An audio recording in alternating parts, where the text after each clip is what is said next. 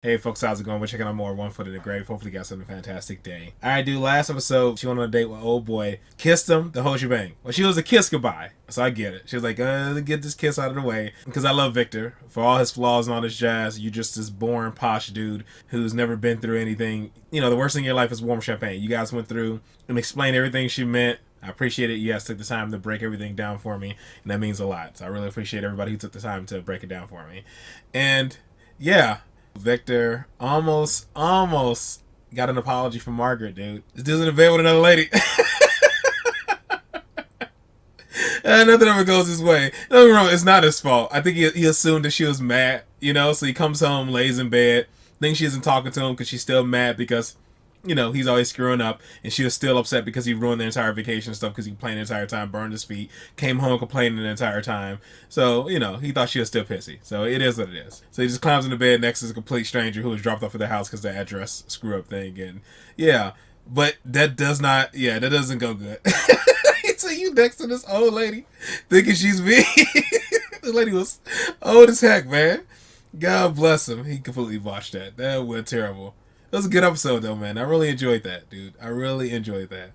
But she did go on a date with somebody. She did kiss him. But she still stood up for him when old boy was calling him, like, just trying to sum him up to this basic grumpy old man type person when he actually, there's complexity to Victor. But I was definitely still surprised when she went through with the whole kiss and stuff, man. I was a bit, so I thought there was a chance that she was like in a fantasy or a dream or something because that kiss was so like, it was passionate. It just seemed like she was like really into it. I was like, wait a minute. Is this actually happening? Did she cheat on Victor? What's going on? But yeah, it was a goodbye. It was a goodbye kiss. Man, oh man. But she caught Victor doing that to a girl. Because remember how jealous she was when he was just cleaning up that chick's house after he like drew her or painted her nude? And how pissy she was about that. So she caught Victor doing that. She don't care about no goodbye kiss. She don't want to hear that. Oh no. Well, man, either way, I'm really looking forward to jumping into this, folks. So let's just go ahead and jump into it, and we'll talk about it more at the end.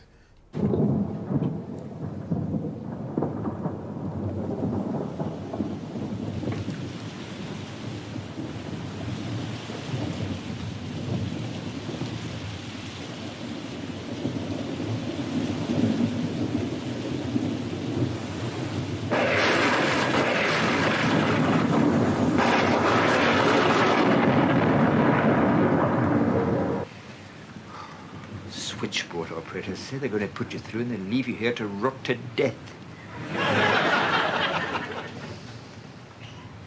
Speak to you like an insect into the bargain. Hello, yes. I don't know if you remember me, Victor Meldrew, the talking cockroach. I'm one of the jurors and jury service this week, and I was just ringing up to see if I'd be required again tomorrow, or I should Right, thank you then. Bye. 5 days in the trot, I haven't even set foot inside a courtroom yet. You can't do anything else when you're on call. Can't organize anything, can't plan anything. Gives you the willies.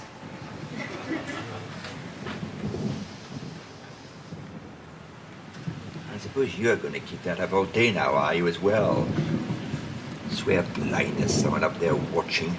Yes, I think I can just see Meldrew unwinding the flex in his lawnmower. Let's piss it down. 101 things to do out there, and I'm stuck in here like the prisoner of Zenda. I wonder if I was to pick that scab off, it would start bleeding. This dude's bored as heck, man. All dried up now, like a Kellogg's brand fig. It's a huge scab, Leave dude. it alone, for goodness sake. It'll come off on its own. Let it take its natural course.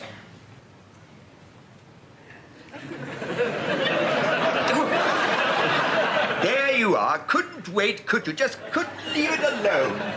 Now you've made it 100 times worse. I knew that would happen. Wonder if you can get tetanus from a Barclay card. Things you can cut yourself on these days never ceases to amaze me. What does lockjaw feel like? He's losing it. Probably feels like this. Feels sick now with all that. Getting that colicky sensation back again. Abdominal disorders. Medical book. Abdominal disorders. Where are we? My God. Colon tumor. Often no symptoms in the early stages. Exactly what I've got. Oh, I've seen it again. Every time I go through this medical book, I try not to see it, and it always falls open at the same page. The Fastner injuries. Makes you weep just at the thought. Oh, I shall have to stick a thimble in the end again now. That's when you zip your junk up in your pants?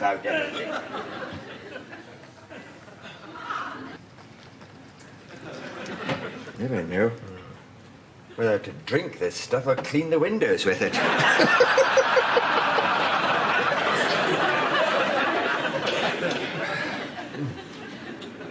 Caution.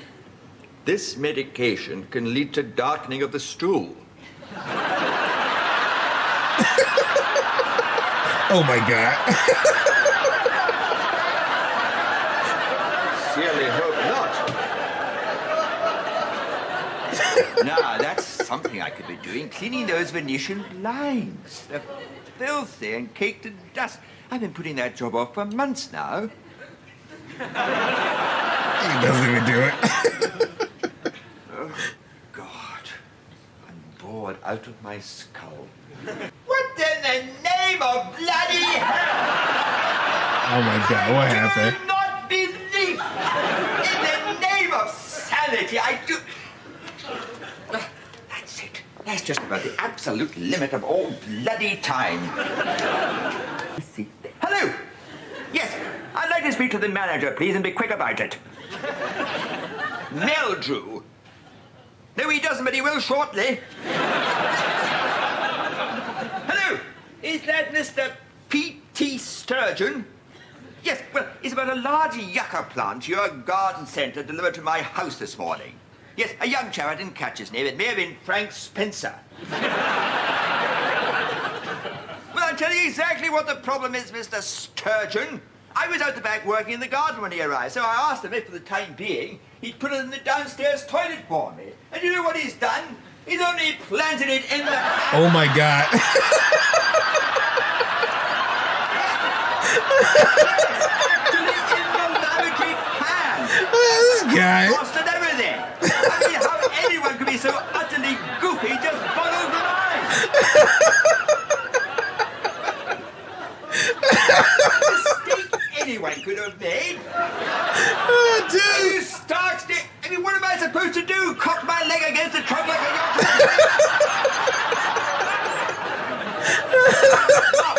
I'll do it myself, thank you very much. And in future, I suggest you try and hire some people with a bit of common sense between their ears.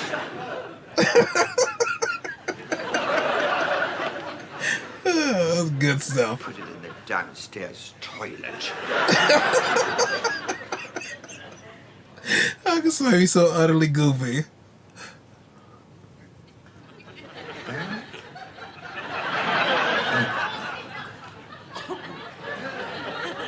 Get a tad bugged.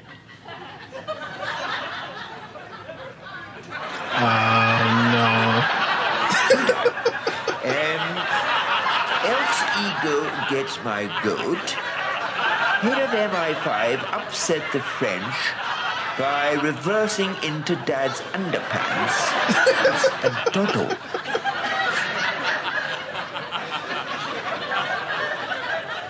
Elk's ego gets my goat. I'm sorry. I don't seem to be able to do the crossword today, as I appear to be temporarily out of mind-bending drugs. Piles of things, anyway. And that next hospital appointment. An idea, it's next week.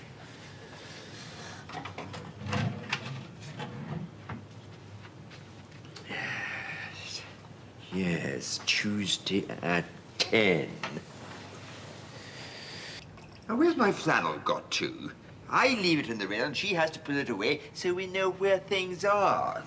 It doesn't work, does it? Because I bloody well don't know where it is. The riddle of the Bermuda Triangle was finally solved today when it was revealed that Mrs. Margaret Meldrew of 19 Riverbank had for the past 50 years been putting all the ships and planes away so we'd know where they were.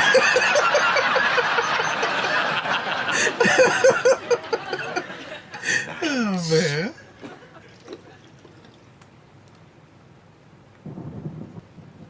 Is she still on the phone?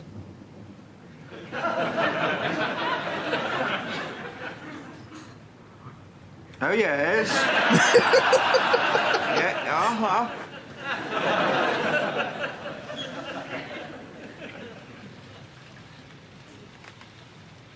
Top of this radiator's completely cold again.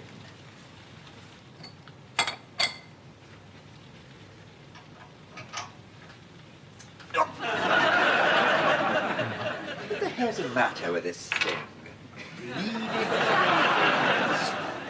Bleeding radiators. What would that come under? Here we are. The flow is reduced to a scorching hot dribble. See under chronic cystitis. That's like, yeah, I thought I saw like a lung or something. That could be a medical Bloody book. book now.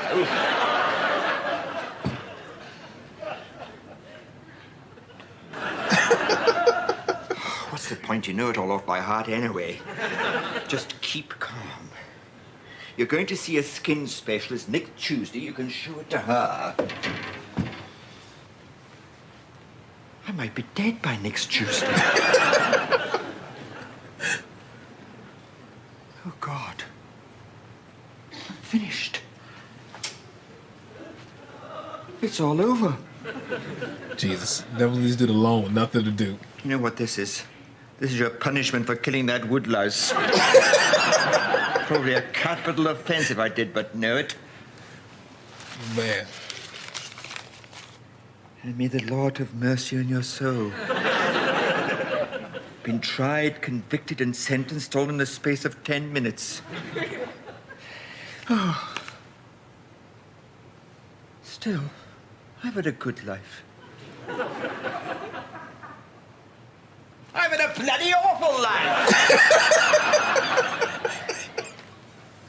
Oh, dude.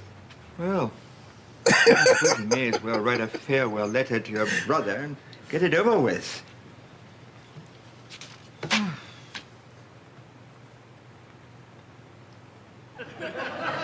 What in the name of bloody hell? I do not Dude. The dude. Gross.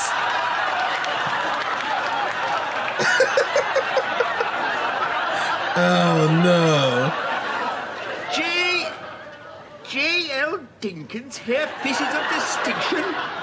Well, that just about takes a biscuit. I mean, dropping your wig in the bloody baking dough. I mean, he must have realized that... What episode? Just this dude in the house talking to himself.